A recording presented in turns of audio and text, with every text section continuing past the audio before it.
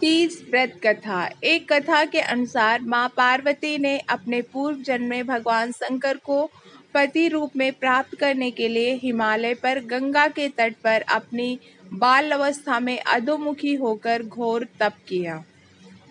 इस दौरान उन्होंने अन्न का सेवन नहीं किया, काफी समय सूखे पत्ते चबाकर ही काटे और फिर कई वर्षों तक उन्होंने केवल हवा ही ग्रहण कर जीवन व्यतीत किया। माता पार्वती की यह स्थिति देखकर उनके पिता अत्यंत दुखी थे। इसी दौरान एक दिन महर्षि नारद भगवान विष्णु की ओर से पार्वती जी के विवाह का प्रस्ताव लेकर माता पार्वती के पिता के पास पहुंचे, जिसे उन्होंने सहर्ष ही स्वीकार कर लिया।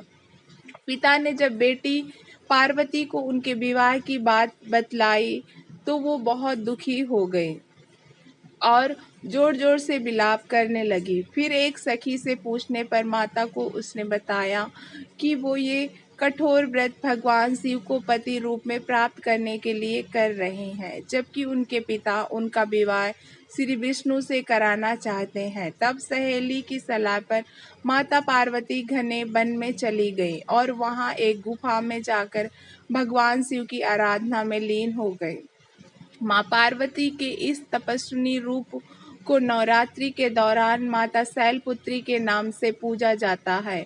भाद्रपद शुक्ल तृतीया तिथि के हस्त नक्षत्र में माता पार्वती ने रेत से शिवलिंग का निर्माण किया और भोलेनाथ की स्तुति में लीन होकर रात्रि जागरण किया।